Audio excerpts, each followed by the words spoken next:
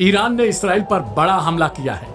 Iran की सेना ने खतरनाक खैबर बैलिस्टिक मिसाइल का इस्तेमाल करते हुए इसराइल के कई शहरों को निशाना बनाया है। धमाकों से शहर दहल उठे हैं, कई इमारतें क्षतिग्रस्त हैं और जनहानि की भी खबरें आने लगी। तेल अवीव, हाइफा, वीरशबा, अश्कलोन और नहारिया जैसे शहर इस हमले की चपेट में आए हैं। खबर है कि ईरान ने दर्जनों मिसाइलों से इसराइल के कोने कोने को दहला दिया है।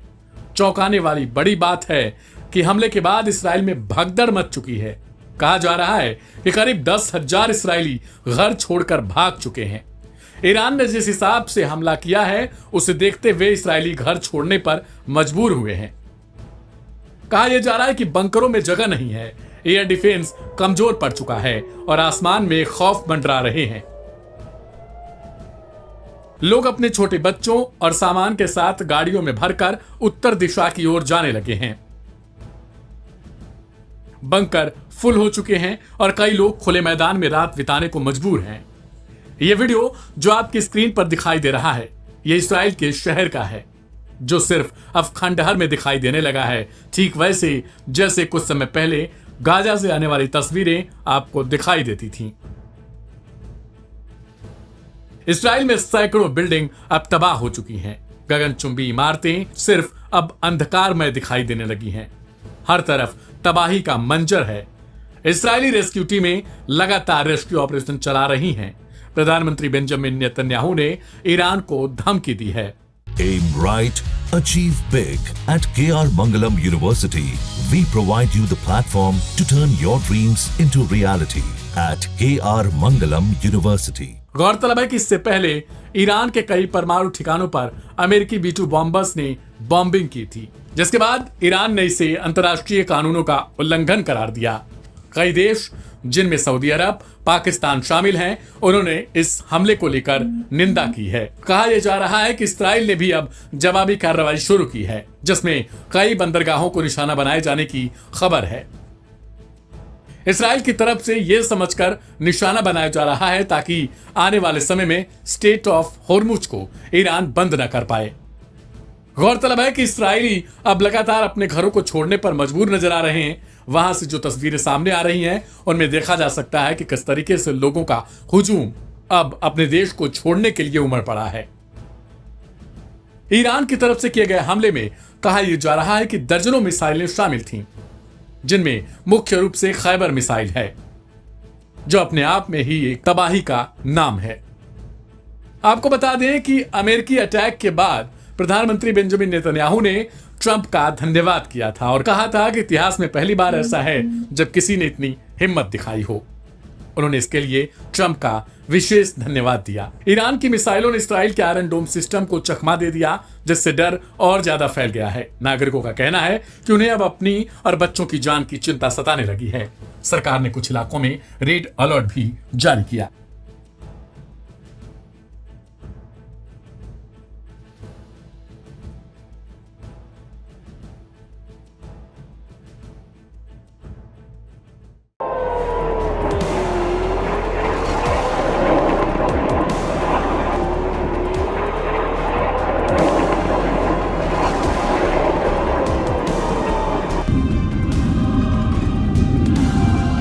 नमस्ते, आप देख रहे हैं लाइव हिंदुस्तान। आप सब जानते हैं कि ईरान इजराइल के बीच तनाव बना हुआ है और 9 दिन बाद भी ये जंग थम नहीं रही है।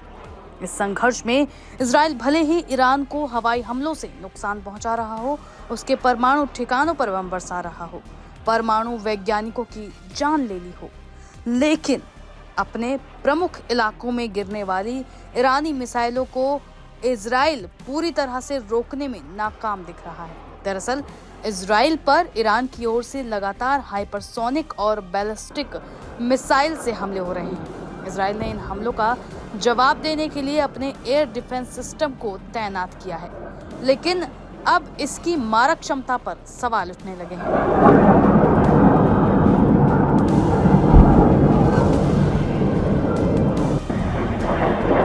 NBC न्यूज रिपोर्ट के मुताबिक बीते 24 घंटों में इजराइल का एयर डिफेंस सिस्टम केवल 65% ईरानी बैलिस्टिक मिसाइलों को ही रोक पाया है, जबकि पहले यह आंकड़ा 90% के करीब था। जी हां, इजराइल के एयर डिफेंस सिस्टम की इंटरसेप्शन दर में भारी गिरावट की बात सामने आई है। बताया जा रहा है कि इजराइल के पास मौजूद एरो मिसाइल इंटरसेप्टर्स की संख्या तेजी से कम हो रही है। मीडिया का कहना है कि शायद यही वजह है कि इजराइल ने अब सेलेक्टिव इंटरसेप्शन की रणनीति अपनाई है।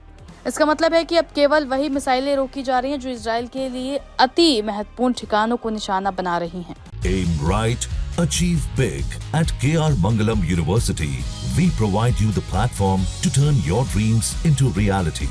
At KR Mangalam University. इस रणनीति का नतीजा ये हुआ है कि ईरान की मिसाइल अब रिहायशी इलाकों में तबाही मचा रही है। सिविल इंफ्रास्ट्रक्चर को भारी नुकसान हो रहा है और कई लोगों की जान भी जा रही है। जंग के 9वें दिन ईरान ने एक बार फिर तेल अवीव और हाइफा को निशाना बनाया है। तेल अवीव में एक बैलिस्टिक मिसाइल को इजराइल ने हवा में ही नष्ट कर दिया, लेकिन हाइफा में हुए हमलों को रोकने में इजराइल की सेना नाकाम रही।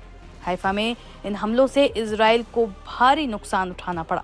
2 रणनीतिक ठिकाने और एक ऐतिहासिक मस्जिद भी इन हमलों की चपेट में आ गई।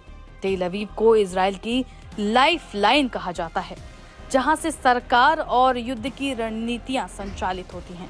वहीं हाइफा एक महत्वपूर्ण पोर्ट सिटी है जो समुद्र के रास्ते इजराइल के व्यापार और विदेशी हथियारों की आपूर्ति के लिए अहम है। ईरान की रणनीति साफ है, वो तेल अवीव और हाइफा पर लगातार हमले कर रहा है इजराइल को कमजोर करने के लिए, ताकि विदेशी मदद के रास्ते बंद हो सके।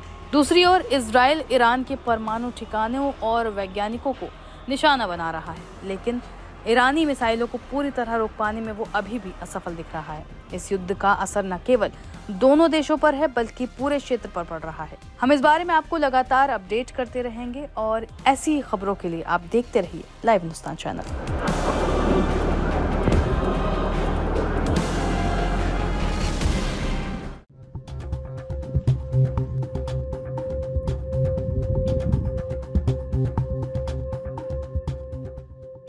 अमेरिका ने ईरान के 3 परमाणु ठिकानों पर बमबारी का दावा किया है। इजराइल और ईरान में पिछले कई दिनों से युद्ध जैसी स्थितियां बनी हुई हैं, जिसके तहत दोनों देश एक दूसरे पर मिसाइलों से हमले कर रहे थे। इसी बीच शनिवार को अमेरिका ने B-2 बॉम्बर्स विमानों के जरिए ईरान की 3 परमाणु ठिकानों पर बम बरसाए और ईरान को करारा झटका दिया। इस बात का दावा खुद ट्रंप ने किया है। ईरान की जिन 3 न्यूक्लियर साइट्स पर बमबारी हुई है उनके नाम फोर्दो, नतांज और इस्फाहान है। इन 3 ठिकानों में फोर्दो काफी अहम माना जा रहा है क्योंकि ये सबसे सुरक्षित परमाणु ठिकाना था। अमेरिकी राष्ट्रपति ट्रंप ने बताया कि फोर्दो पर विमान ने बमों का पूरा पेलोड गिराया है। तीनों ठिकानों में से फोर्दो न्यूक्लियर प्लांट के बारे में दुनिया को सबसे पहले 2009 में पता चला। ये प्लांट जमीन से लगभग आधा मील नीचे पहाड़ की चट्टान के बीच में बना हुआ है, जिसकी वजह से इसे काफी सुरक्षित माना जाता रहा है। ईरान ने इसे इस तरह से बनाया है कि अगर कोई देश साधारण बमबारी करता तो ज्यादा नुकसान नहीं होता, लेकिन अमेरिका ने अपनी भीषण बमबारी से बमों का पूरा पेलोड गिरा दिया है। फोर्दो परमाणु ठिकानों पर हमले के बाद इजराइल के पूर्व रक्षा मंत्री योव गैलेंट ने इसकी खुशी जताई है। उन्होंने दावा किया कि इस हमले के बाद अब दुनिया पहले से ज्यादा सुरक्षित हो गई है और अमेरिकी राष्ट्रपति का ये फैसला काफी अहम था। Aim right, achieve big. At KR Mangalam University, we provide you the platform to turn your dreams into reality. At KR Mangalam University. हाल ही में फोर्दो न्यूक्लियर साइट की सैटेलाइट तस्वीरें भी सामने आई थी, जिसमें पहाड़ के नीचे एक समूह में बनी 5 सुरंगें देखी गई थी। इसके अलावा एक बड़ा सहायक ढांचा और एक विस्तृत सुरक्षा घेरा भी दिखाई दिया था। ये ईरान के पवित्र शहर कोम के पास स्थित है। सार्वजनिक रूप से उपलब्ध ऐतिहासिक सैटेलाइट इमेजरी से पता चलता है कि साल 2002-2004 में इस साइट पर काम शुरू हुआ था। इसमें 2 सफेद चौकोर संरचनाएं दिखती हैं। आज जिन्हीं जगहों पर सुरंग के प्रवेश द्वार स्थित हैं। वहीं IAEA का कहना है कि उसके पास 2002 में भी निर्माण को दिखाने वाली अतिरिक्त इमेज थी।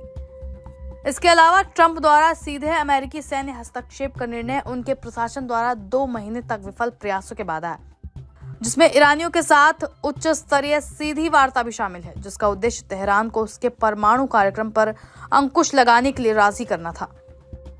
अंतर्राष्ट्रीय परमाणु ऊर्जा एजेंसी ने पुष्टि की है कि ईरान फोर्दो में अत्यधिक समृद्ध यूरेनियम का उत्पादन कर रहा है, जिससे ये संभावना बढ़ गई कि अगर GBU-57AB का इस्तेमाल हमला करने के लिए किया जाता है तो परमाणु सामग्री क्षेत्र में छोड़ी जा सकती है।